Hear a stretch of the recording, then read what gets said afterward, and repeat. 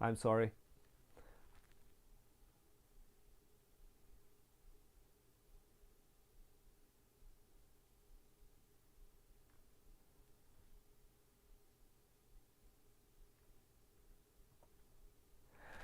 Hello, fine folks, and welcome to Booghy Plays. This evening, I'm not playing, I'm playing again with questions. And my guest tonight or today, because so on the other part of the world is today, here in Eastern Europe is tonight, is inside the artist of Plan B Games, um, and the artist of some games which I really enjoy. One is right there behind me, which is Coimbra. So my guest tonight, all the way from Canada, is Chris Quilliams. Hello, Chris, and welcome back. Hello. Thank you. Thank you. We already did this once. We're doing it again. So It's it was okay. my fault. I'm sorry. Not a problem. Not a problem. So, um, like I said, the interview has two parts. The first part is revolves around your life. Um, and the second part is a questionnaire. So let's go back to my first question. Sure, Where sure. were you born and where did you grow up? Okay, I was born in a city in the middle of Canada called Saskatoon, Saskatchewan, the province of Saskatchewan, and then didn't live there for long. My parents moved to Winnipeg, Manitoba, which is the province over, uh, and that was work related. My dad had a job there. He was an advertising artist, so he worked for both the Bay and Edens in Winnipeg, and so I lived there for most of my life, This and really grew up there. I consider myself more Winnipegger. So Did you? I am familiar. The only thing which I am familiar um, with that part of the world is Coulter Wall. Are you familiar with him? Do you know I'm something not. about I'm him? not. He's He, a game designer. no, he's a Oh, I think a country artist. I don't know how oh, to call okay, it. okay. A country. Yeah, he sings a bit about the about Oh, okay. Yeah, I don't. I don't castle. follow that genre of music, so my apology. Nah, My not a apologies problem. about that. So, Yeah. And what were your parents' professions?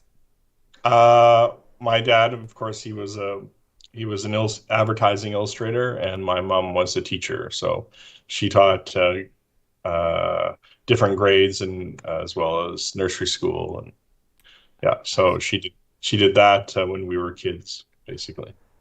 Um. So, sorry. When you were a child, as childhood shapes a person. Hmm. How did you growing up in that part of the world shaped you? How was the life there in that part of the Well, world? it's cold, so in the winter, like of course I played outside with my friends, but you're more inclined to be inside, so that kind of gives you more incentive to draw, and as I've always loved drawing and painting, so I would do that and kind of stay in like a warm house in the cold winter days and kind of just draw in my room. So So, that's where kind of like I've always been interested in art, and I've always had that kind of motivation or drive to do art. So it was never like it was never everyone knew I was probably going to be an artist. Let's just say that when I was a kid, like it was pretty obvious. So you started drawing since you're very little. Did you play sports? Did you play? yeah, I was on a soccer team, and then later I tried cycling. But with sports I was never as motivated as when with art, so I never reached a very high level in those things. So I just did it more for fun. So again, art always was kind of more predominant for me. So So you started drawing since you were very little. since you Yeah, were I would even say like a year and a half. Like I was really, really young when I started. Yeah. So it was like I said, my family kind of knew that okay, this is probably what he's going to do, you know. So um, I dabbled a little bit with architecture, but I when I got older, but I just not, you know, didn't have the math for that, didn't have the things I need. So I think art was always my, you know, uh, the thing which drew you the most. yeah, exactly. Through you, did you go to a artistic high school or something? No, no, a regular high school, but I spent like we had these things called spares, and they would be kind of extra time. You could do whatever you wanted while you waited for your next class. And instead of just going and doing whatever, I would just go to the art room and do more art, you know, and work on my assignments from my class. So I was like in three different art classes basically, you know, I see. uh, based on like when I got those breaks. So Uh, and and well, your path in life was kind of was kind of certain. I assume you went and study uh, art in university. yeah, that's right. I went to the University of Manitoba to the fine arts program. So at the time, I really wanted to get into comic books because that in the 90s, that's what was really hot, and I really like storytelling. So I really was gearing myself toward that, and then the game industry didn't come along until later. You know, kind I of. see. Yeah. Before we get to the game industry, um, did when you were little, when you were a child, did you play games, board To games? some degree, like we played again, what you would think of in terms of the classic American games. Like I played Sorry and Monopoly, and like I grew up in the 80s, and that's my childhood, and there was no such thing as yet as Catan or you know Of course. Yeah. the established board games in Europe. So we just had what people even today kind of think of as a board game. You know, the obviously things have changed, but when I was a kid, that's all there was. So that's what we played. So, and of course, board games are social and they're more family oriented. So it was like I played a lot with my grandparents and my sister, and we had a lot of fun playing those games. So it was really good memories for me, board games when I was a kid. So even though I didn't really have an idea that I would be a board game artist at the time. It was just something I enjoyed. So. I see. Did you um, did you have? I like talking to with and I've talked with a lot of people from the industry, and it's some people some become board gamers later. Some even in their Yeah, childhood. that's definitely the case with me. Uh, I became one later. So but when you were a child, did you have game nights with your family? Were there? I was mostly with my grandparents because I mean the time the like I didn't have the same like okay with my grandparents. My grandmother was also an artist, so I see. and she kind of was the inspiration for me all the time because she's the one that kind of took the time and sat down and gave me the paints and or would take out board games or whatever, and that's really where you know that kind of molded me, you know, in terms of my childhood and you know um, so like she's my biggest inspiration. She's no Could you longer please with us. sorry I'm sorry to interrupt. Could you please let the camera a bit more down because right now it went very perfect, perfect. Sorry about that. Not a problem. So you're talking about your grandma because she was your inspiration and you played a lot of games with her practically. Yeah, with her and my grandfather, yeah, Grandfather. as So well. in Yeah. a way that seed was the gamer seed was planted. Yes, very early. Yeah, yeah.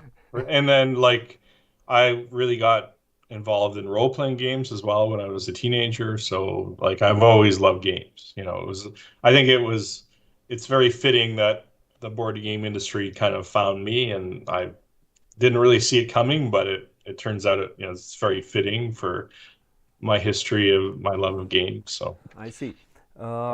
Could I ask you to put the camera a bit more down to take. Yeah, yeah. So I'll just tighten it. Uh, I uh, think it's I probably a little. Is that good? more, a bit more, a bit more. I think like that because you're gonna go. I think that that is perfect. Oh, Okay, perfect. Um, so after university, what did you start?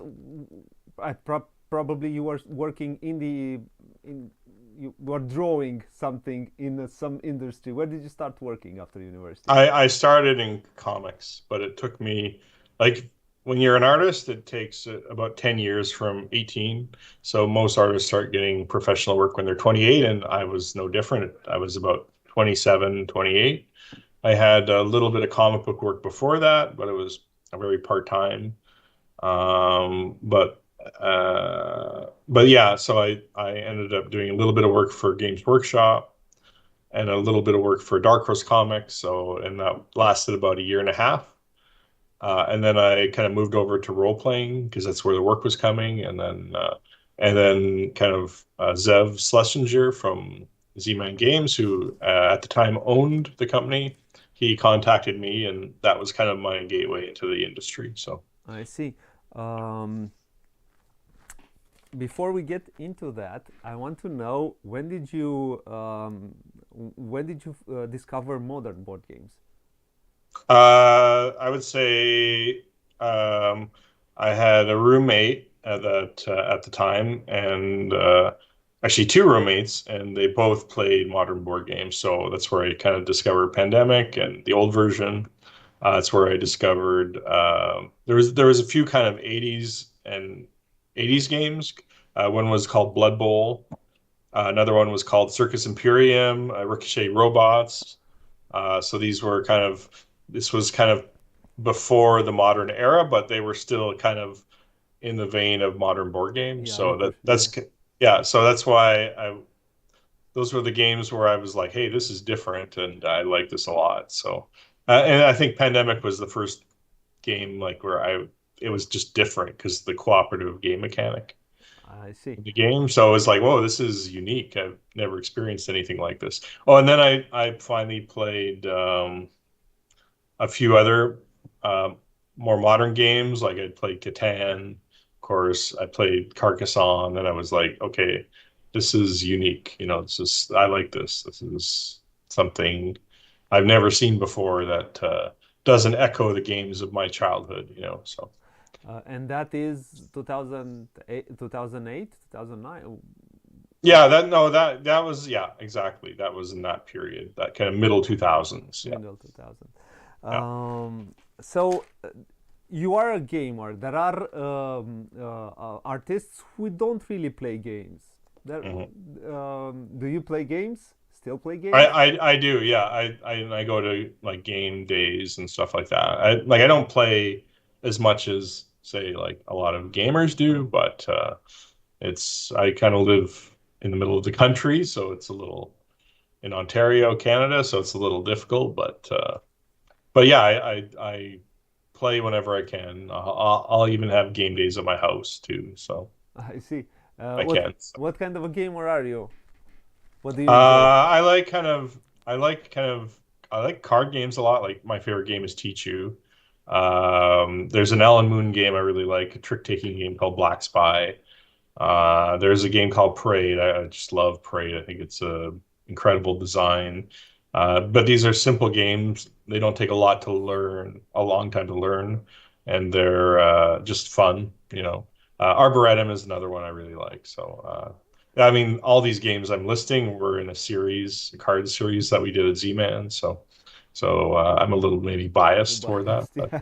but I do like heavier games. Like my favorite medium heavy game of all time is not one of ours. It's a game called Terra Mystica. So Yeah, I yeah. love Terra Mystica. I like Eclipse a lot, although I haven't played that in a while. I like Bruges a lot, so I do I like your see. like, So kind of more heavy Euro as well. So yeah, you are a Euro gamer at yeah, heart. I would say yeah, absolutely. So How did the opportunity to start drawing for the board game industry appear itself? Oh, like I said, I had done a bunch of Conan illustrations for a company called Mongoose Publishing. They were our RPG company, and that was to do with the role-playing game. And these images got used by Zev at Z-Man Games at the time. He owned it at the time.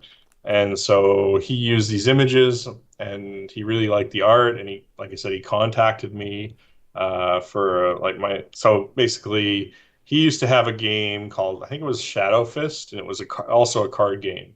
So I actually started off in the industry doing card games, this card game for Zev. So I did a few illustrations. Then he gave me my first two board games. So I just did covers and the characters for that. I hadn't yet started developing game boards yet. So the first one was called what was it called? Roadkill Rally. And yeah, so the it's a horrible cover, but like it has like this car trying to hit this old like this elderly person, and yes, it's I don't know. It was a different time. And so, and then the next cover is you might know it's Merchants and Marauders. So I see merchants and and then yeah, and then I did the familiar. characters for yeah, and then it's French. It's called Fortune de Mer. So it's that was and that kind of got me the recognition, so that I started getting work after that, and all in the game industry basically. So I see. Um, so since you started with Z-Man games, since you started, you have worked practically for Z-Man and plan uh, plan B, yeah. Plan B. Yeah, I Uh, did like when I was freelancing, I freelanced for let's see, about 5 years in board game industry, and I would do work for all different companies. So I see. but then when Sophie Gravel bought Z-Man Games, that's when pandemic started. So after that, I was like, even though I was still in Winnipeg, I was basically an artist for Z-Man Games at that point. I see. Um, so how is it to work for a one company? Usually, artists are now I work with this company, now at this company. This is this time. How is it to work for one company for a Yeah, long time? I much prefer being in an office. I don't like freelancing as much. I don't like the isolation of it. I prefer being around people. So and also in an office, like for me, it's way more proficient. You don't have to wait. Like everyone is here. Everyone comments. And it's just more of a team idea.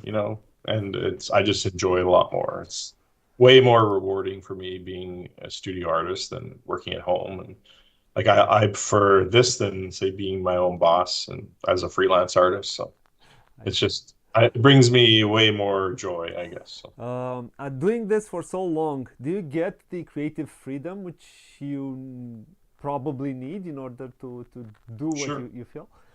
Yeah, yeah. But again, for me, it's about the creative process. So often I have ideas, but my production manager, Martin, will also have ideas, and the graphic designers will have ideas. So it's like, for me, it's about collaboration and working with each other. It's not a like, and that's part of the process. So usually, like, someone else will think of something that I didn't, and it's just a really cool idea. And I want to use it. So Yeah, like and so like it depends per which project I'm working on too. Like Azul, like first Azul was very collaborative between Philippe Guerin and I. He was the art director at the time, and then when Azul 4 was that was mostly me. I was working on it mostly by myself. The graphic designer at the time, he was working another project and he couldn't come in until the end. So that gave me the opportunity to develop the game more based on my ideas, I guess. So I did enjoy that as well. I So see. Yeah. Um, do you work with very close with designers? Maybe it's different situations. I don't know. You can also give examples, but I come from. I'm a film director, and Oh, nice. I work with a DP. Um, so it's practically the most important collaboration to get the best out of someone's vision. How do you work with designers? Do you work closely? Maybe some of them have an Uh, idea, some don't, of what they want. yeah. So, yeah, basically the designers, like in our office, it's set up where a graphic designer will be paired with a game developer, and the game developer is the one that deals with the game designer. So, and then so the because if you're communicating with too many people, it's not good. So it's better if the game developer tells me the feedback from the graphic designer and just deals with him, especially like one of our game developers, he's from Germany. And so we deal with a lot of German game developers. So this helps because they can speak the language to each other. So the same language. So, whereas I can't speak German. So, Usually so everybody speaks English. yeah, yeah. Usually Well, in our everyone. office, it's mostly French spoken, but because we're in Quebec, but we do have a few English people as well. We have a Spanish person working in Z-Man, so or a sorry, Venezuelan person, pardon me. So, uh, so yeah, so like, so do you, but again, it's like language can be tricky if you don't know the language. So. Do you have a specific, I don't know, situation when you have worked very close with a designer and a designer had specific things which he wanted? Yeah, like we obviously it's the designer's game and we try to abide by that, but we also have our own ideas and we try to develop something like Azul, like the idea and came from my CEO Sophie Gravel and I think the name came from Andrea Ellers, who's the German manager. So like all these little ideas they come together and they kind of make the whole. So and the tile design idea that was from myself and Philip and like I'm the one that developed the game board and the whole look and so like it's all these pieces that kind of come together, and like uh, Michael Kisling, who Mm, developed the game, like it was originally called pixel art, and it was a totally different different theme. different theme, yeah. And but the game itself was intact, and it's the game pretty much we have today. When we played it in the prototype phase, I could already tell like, oh, this is a special game, and it could like if with the right theme, it could be really interesting. And we just happened to pick a much nicer theme that lent itself to more beautiful art. So Do you usually play the prototypes which you, yeah, yeah? yeah. Like we try to. Like sometimes there's just no time. Like Quambra, I remember Quambra. It was tricky because like there was everything was so tight and like we had to get everything done and so I was kind of introduced to the game, but I never played a whole game because I just didn't have the time. So, but I understood the game well enough to develop the game board, obviously. So, um, Um, this is the same for Blackout Hong Kong. That was tight also. oh yeah, yeah. Let's not talk about that one. Okay, so how when we usually do you find yourself as artists, because I am an artist also, we must fulfill ourselves in a do you find fulfillment in what you do and what comes out of your hand in this industry? um, can you repeat the question again? Sorry, I didn't quite hear you. Do you get fulfilled by doing what you do in this industry? As artists, we look for that. We look Yeah,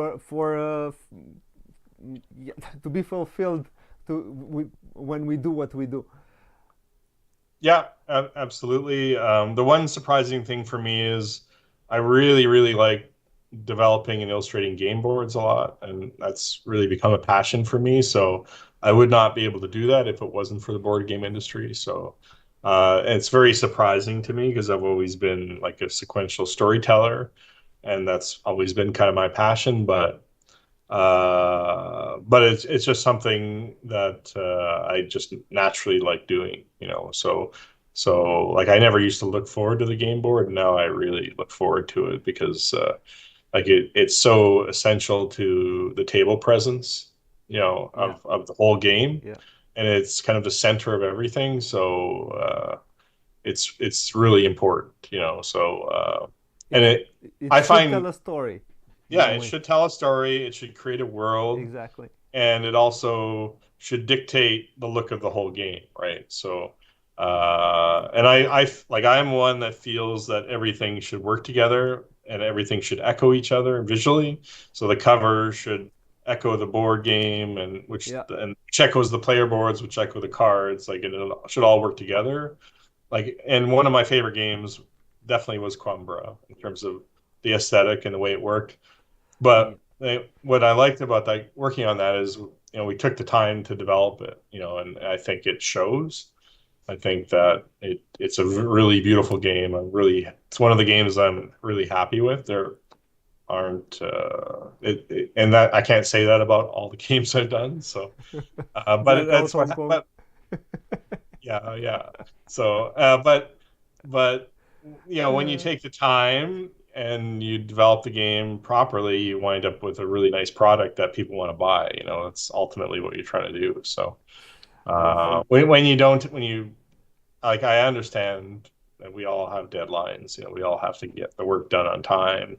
We have to, you know, this is about product, this industry. So, like, we have to keep that in mind, obviously, but you know, it's just for me, it's just so satisfying when you take the time to develop a game and you make it, and you know it's beautiful. You know, like to me, that's my ultimate goal is to make the most beautiful game I can. And when I feel like, and there's a few games that have slipped through the cracks, and where they aren't that beautiful, and it just doesn't feel good, you know. So it's nice when you're able to do that, and you can just have that time to create something special, and people notice that, you know. So and when you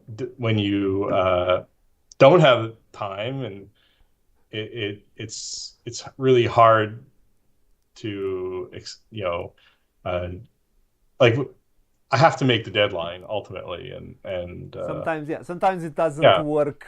Sometimes, yeah, yeah. but sometimes you run out of time, and what you wind up with doesn't work exactly. So, Yeah. and We're all human. We yeah, all. I'm a human being, you know. So, uh, Do you do also graphic design? You're also a graphic designer. yeah, I do some. I don't do all of it, but like the Azul games, I consider more design illustration. So I developed all of those games. So, and Uh, again, some work better than others. Like I'm really, really proud of Queen's Garden. That's my favorite. So I think that's aesthetically the nicest. So I developed that with Tarek at the time. He was the graphic designer who I really liked working with. So. uh, Uh, do you feel that the graphic design gets in the way of the artwork Oh sometimes? no, no, they have like everything is like to me, game mechanics, illustration, and graphic design, they all have to work together. The one's not more important than the other as far as I'm concerned. Like they all have to be in unison. If they're not, then you're going to either have a game that's not very beautiful looking, or you're going to have a game that the mechanics don't, it's nice, but it's beautiful, but the mechanics don't work. So like to me, it all has to be equal, you know. So I don't see one over the other. So same with the graphic design, like it has to fit the art, has to echo the style of the art, and it has to be professional looking, you know. So. Where do you draw inspiration from when you have a clean sheet of paper. You start to get a new game. You get where do you go for inspiration? Where do you look for the inspiration? Well, it depends on like first, I think it's all based on theme and then also the demographic we're trying to appeal to. Um, but like ultimately, like usually an art director will make that a decision based on the style of the game and the look of it, and then it's up to me to take that and kind of run with it and kind of improve upon the ideas I'm given. So often I'll come up with my own ideas too, but like I said, it's totally collaborative process. So um, Do you, I am we're do oh, go ahead. do you enjoy the struggle? Sometimes it can be a struggle when you Oh have yeah, that, so yeah, absolutely. many. Well, actually, I sometimes like as an artist, you do struggle sometimes, and that's where kind of the phrase tortured artist comes from, because I've lived through that at some moments in the last 10 years, but ultimately you get through that, you overcome it, and you try to still like come up with that amazing idea. Like with Azul again, like all the covers I did were really not nice, and so we take like kind of a poor beginning, and then we it evolves finally into something that it could become iconic or is very beautiful and like Queen's Garden. It did not start off very nice, that's for sure, but you evolve it and then you have a breakthrough, and then that affects everything else that you're developing in the game, So, Do you ever get creative block or what is called artist's block? Um, oh, sure. Inspiration But, block? but again, this is where working with a team helps, because Martin is like, Mark, he's just this creative genius, and he'll come up with ideas where it's like how did you come up with that? It's amazing, So, and then I feed off of that and try to improve upon it, or I'll come up with an idea, and then he'll like listen to that and then come up with and add to it and make it better, So, like it's for me, it's just not about me; it's about everybody and their input and how we all work together and how we can create something special, together. I don't want to take like I honestly think I get too much credit sometimes. Like my team doesn't get enough credit, Yeah, so it's a team sport, as it you. is. It's very much a team sport. Yeah. Do you have a game which I have a question here from Luca, who says that if you have an example of other games where art plays a key role for the gaming experience, do you have a game which you really enjoy from the artwork perspective towards the gaming perspective? Yeah. Let's see. Uh, I really liked the game that caught my eye was Terra Mystica. Because like for the first time I thought it was really unique in terms of because I'd never seen art like that with a game. So really like the art for Everdell a lot. I think it's makes the game special, I So see.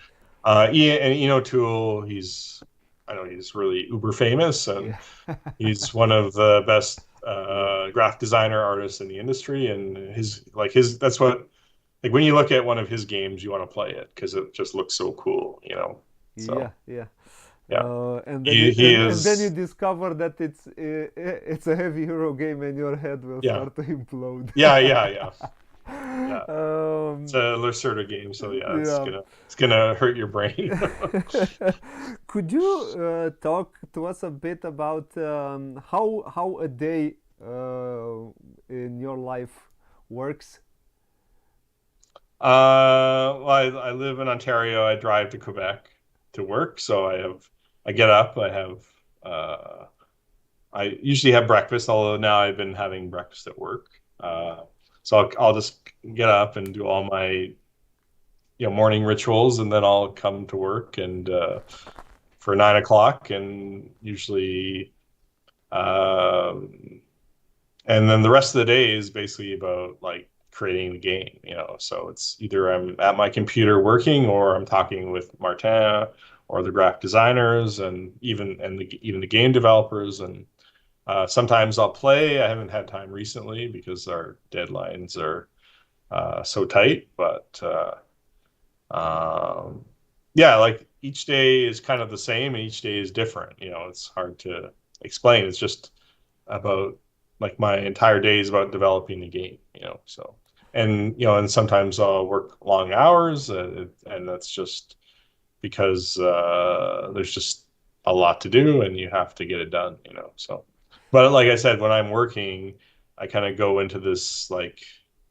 alternate universe and I'm not thinking about anything else. I'm just like you could be beside me talking and I'm not really paying attention to you because I'm so involved with what I'm doing. So um, Yeah, you're in a and different world, yeah, I'm in practically. a different world when I'm Yeah, in the world you're creating.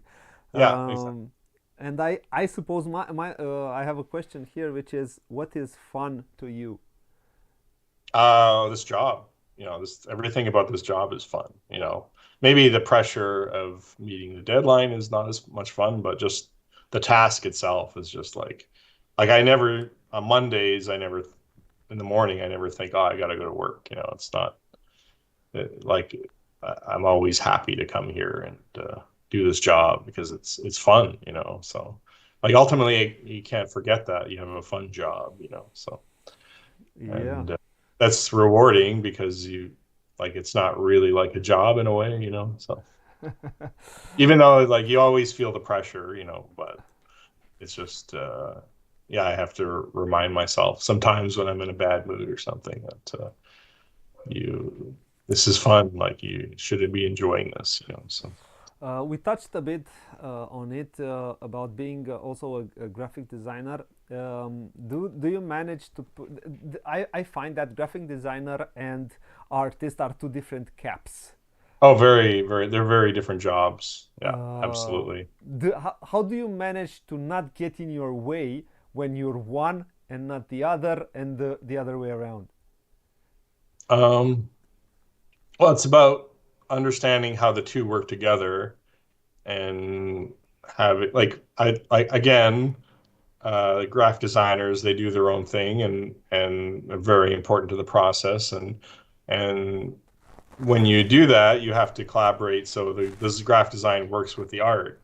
So but again for Azul, where I did a lot of the inside in the game itself, I did the design as well as the art, and so not including the rule book, the graphic designers always do that, but like why I like the Azules is because it gave me kind of an ability to mesh kind of design with illustration and have the two kind of work in unison together. So just doing that together, I really enjoy that process because to me that you're then developing a whole game. You're not just doing an illustration and it gets stuck into the whatever the graphic designer did, so and so you can have this like unity that makes the game really beautiful. Again, I'm not saying I achieve that all the time, but it's that's what I So, really so enjoy. you enjoy doing both parts of the job, but my question in the end is it hard to not be in your way when you're one or the other? Yeah, like yeah, sometimes especially when I'm working with the graphic designers, I have to kind of remove myself a little bit because I don't want to, I want to be a good teammate. I want to work with them. So like And yeah, you're some Canadian, so Canadian are nice. yeah, Canadian. we're supposed to be polite here, so Yeah. So you remove uh yourself. yeah, a little like some games I have to, because I'm a very emotional guy. I get emotionally involved, because these projects maybe I they become too important to me, so I have to kind of kind of pull back a little bit. So because it's again, it's not all about me, it's about my team, right? So I had to took me a while to figure that out, you know. So, Um, but you like ultimately, I like working with a team. So like, and it's you gotta give. my job to make that work, you know. Yeah, So yeah, I yeah, can't yeah. You be gotta too give. dominant in the process, you know. So if I'm going to work in an office on a team, I have to be a team player, you know. So and Um, that was a valuable lesson to learn, you know. So because when you're freelancing, you're isolated, and it's like it's just a different experience, you know. So where you don't see that side really, like everything is online and you're removed from it a little bit. So I freelanced for 12 years, so yeah, I'm pretty experienced at knowing what that experience is like, and so you send your art in and you don't know really what to expect when after you send it in, and sometimes you're surprised for good and bad. So and then your art, like, and it's commercial art, of course. So they have the right to alter it, but sometimes they alter it and you're not satisfied with that. So but as a team, there's more communication, and you see the whole process going on. And I don't know, to me it's just more satisfying, and you're not in the dark all the time, you know. That's the other thing. So I see. Um, Now, could I will go back to some gaming questions. What is your most played game? oh, definitely teach you, like, by Teach you? far. I've been playing that for about 7 or 8 years, and probably played hundreds, if not thousands, of times. Yeah, it's the one game I could play every day and never get sick of. Even though there's a randomness to it, like there's a luck. Yeah, yeah, it is. There's kind of every card game has like a luck element to it. So and Teachu's no different, but it's just Teachu. It's so organic, and no matter, like, it's a team game. You play in two sets of with two players, or two teams, two players each, and so everyone you play with, the game is different because everyone plays differently. And I don't know, it's just like the amount of tension. It's a loud game. It's always, well, you can lose in that game really badly. That's not fun, but but it's like I never get sick of that game. So yeah. So um, eh, I, uh, and I know it's not the most heavy Euro or no, anything no, like it's that, not. but it's just, for me, it's the most satisfying game ever created. So um, and I suppose this is your favorite game, also, yeah, Teachu. yeah, yeah. And I know that's personal. Yeah, Everyone of has their course, different, of yeah, course, everyone has their different of games course, that they of like, course. and but yeah, I could play that every day easy. So Do you have a favorite designer? yeah, Michael Kisling is probably my Mikhail favorite Kisling. game designer. Yeah, I see. he's unbelievable, and his games are fantastic. So And I have one more question before I wrap up this part of the interview. Is there something that I might not have asked you? Something which you would want to talk about? Something that you find interesting, and I might have not thought about it. oh, yeah, good question. Um, My first one. Yeah, well, you're a film director. In terms of, if you ask me other things I'd be interested in, I'm very interested in film. I love film history. I've I've watched films from every decade almost. Yeah.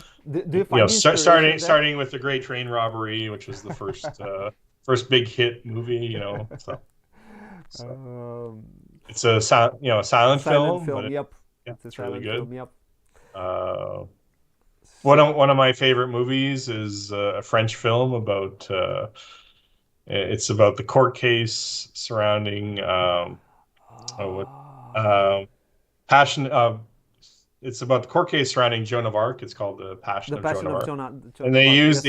they use the Yep. actual transcript that was used in the court Yep. case, Yep.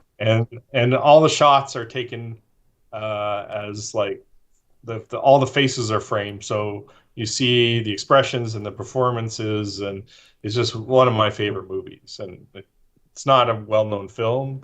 I think Carl, what's his name, Carl Uh, it, Dry Carl. Dreisen. No. try. But anyway, Let me let me check it. Criterion has it available. It's incredible. Um, let Dryden or Dryden?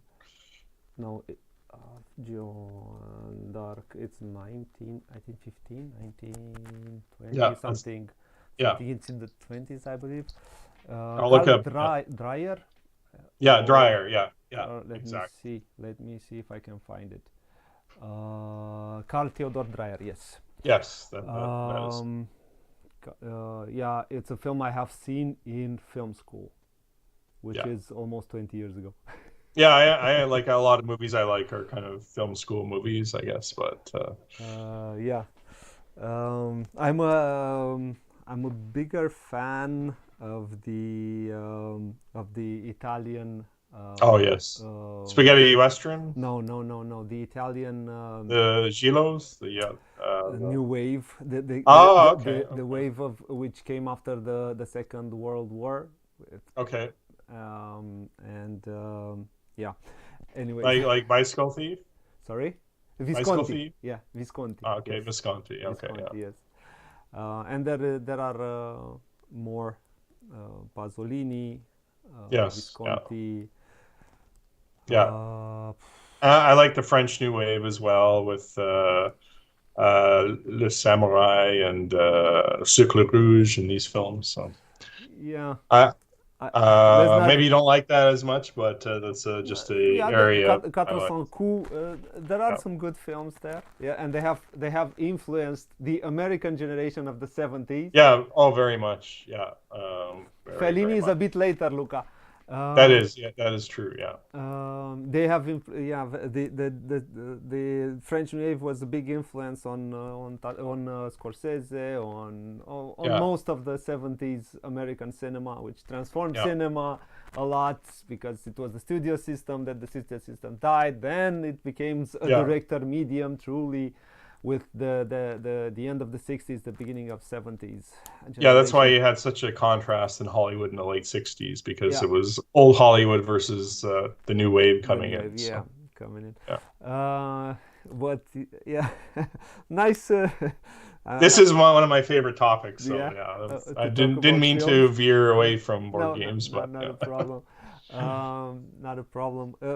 In the end, I consider board games a form of art, because the main thing that an art should do is art should do is to create emotion, Yeah. and the what these pieces of cardboard can create lots of emotions to people, and Mhm. that's why I believe it's a form of art. And yeah, and Oh yeah, when we did Great Western Trail, when we redid that, I really wanted to kind of dedicate that to the, Great Westerns like the Searchers and things like this. yeah, So the 50s. Yeah, yeah, this is in the 50s, I and believe. so like that cover, I used traditional painters in the early 20th century as my inspiration, but also John Ford and his films as well. So I wanted that to echo kind of cinema, that cover. So I see. I see. that's why like I know a lot of Euros have kind of the bars, but for me the use of them that we had for Great Western Trail was more about cinema and the aspect ratios of like cinescope and things. Cinemascope, yeah, Cinema, cinemascope. thank you, cinemascope. Yeah, Yeah, exactly. yeah, yeah. Yeah. Well, I think whatever you would have done with the second edition cover would have been better than the first. Yeah, yeah.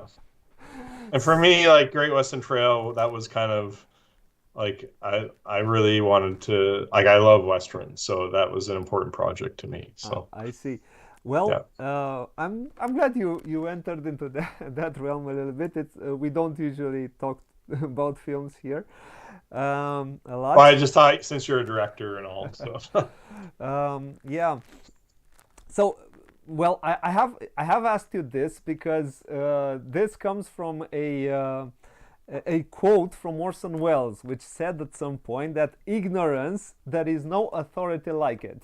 This is a quote from Orson Welles, which I've heard in an interview he did at some point, and I found it very interesting and very, very correct. So I'm trying not to be ignorant here as much as I can. So right now I'm going to go to the next part of the question of the interview, which is the questionnaire, which I stole from from it's the questionnaire derives from the Proust questionnaire. I don't know if you know about the Proust questionnaire. There are two questionnaires. No. You do one at a certain age, the other one at a different age. And Bernard Pivot took that questionnaire. It made a different made a questionnaire from that, derived from those two questionnaires. And that questionnaire was stolen blatantly by James Lipton, who was the host for Inside Actor Studio. Yeah, I know James Lipton. Yeah. Oh, Uh, okay. That's interesting. I didn't know that. So, and I blatantly stole it from him, and hey. that's the way you do it. And the question, my first question is, what is your favorite word? Oh, man. Art. It would have to be art. And what is your least favorite word? Uh, that's a good question. What is my least favorite word? Snow. All the way from Canada. Yeah, yeah. I'm not. I could live in Florida, no problem. So. What turns you on creatively, emotionally, spiritually? Oh, emotion. To me, it's all about emotion. Yeah. Like art is all about emotion. If you're not creating emotion, then you fail, as far as I'm concerned. So, like just in terms of what I'm after as an artist and what I want to create, I want the biggest emotional impact. When you look at something, I want you to go like, wow, and have like an experience, you know. And if I don't achieve that, then I fail, as far as I'm concerned, you know. So, Yes. So, what turns you off? ah, bad art. I've done it myself too, so I'm including myself in that. So, Yeah. What is your favorite curse word? oh man, I live in Quebec, so I like tabernouche a lot. I know it's not really a hard swear word, but I think it's cute. So Tabernouche. tabernouche, yeah, exactly. And what does So that it's mean? not really a swear word because it's kind of a spin on tabernacle, so which is the really bad swear word here. But Yeah, that I but the don't know. one I much prefer tabernouche. I think that's way cuter. So Um, yeah, it's something local because I haven't heard about it. yeah, yeah, it's only in Quebec. You only Yeah. like they know about it in France as well, but yeah, it's really the swearing in Quebec is unique. Nowhere else in the world has swearing like here. So it all because it's all culture based. So I see. and they're very proud of the swears here. So because it is local, right? So Um, what sound or noise do you love? um, the sound I like the sound of it sounds weird, but I like the sound of like motors.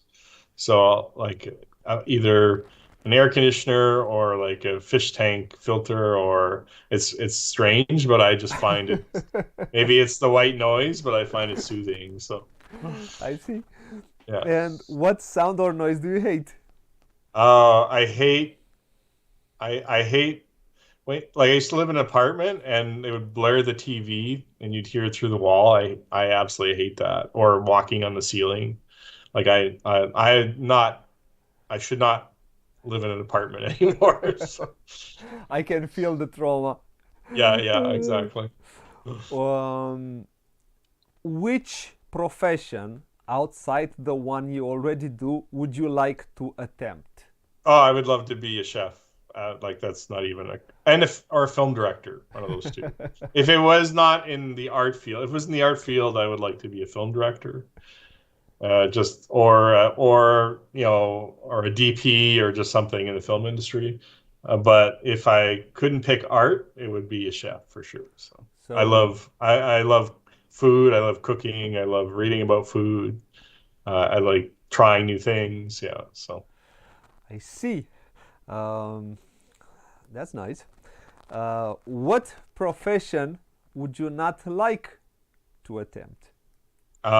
Ooh, probably probably like oof, probably anything to do with sanitation, I would say. Cleaning of waste and yeah, I would not like to do that. So Yeah, work in a sewage. work in a sewage plant, exactly. Yeah, things like anything to do with smell, like I'm out because Yeah, you I'm like very cooking. You like good Yeah, yeah. smells. I want good smells, exactly. Bad smells, I'm out. Yeah. So yeah. And my last question to you is, if this is a big if heaven exists, what would you expect God to say to you when you arrive at the pearly gates? Oh, wow. Well, I think I just would hope he would say, welcome, here's all the knowledge, so that you didn't understand before, so I see. that to me would be exciting, so Yeah, mainly this was the interview. I want to thank you for coming on. I want to thank you for accepting my invitation and responding to the questions. I hope you no had a good problem. time. Oh, very, yeah, it was fun. Uh, Hopefully, nothing will be used against me. well, um, we will at some point, but let's wait. Yeah, yeah. Let's hope there will be less more Coimbras and less blackouts, Yeah, less and well, blackouts. and Also, for me, more Great Western Trail because I really like the way that turned out as well. So I think there are already three, right? yeah, that's right. Yeah, but I really like the 2.0, the first one a lot. So that was a special experience for me. So that's why I bring it up. So Yeah. Well, again, it was a real pleasure for me to have you here. I hope we can meet in person somewhere. And I would kindly ask you to not close the connection. I will do the outro, and then we talk for a few more minutes, and sure, afterwards. Thank you again, Mister. no problem. It was a pleasure. Thank you, Bogie, very much.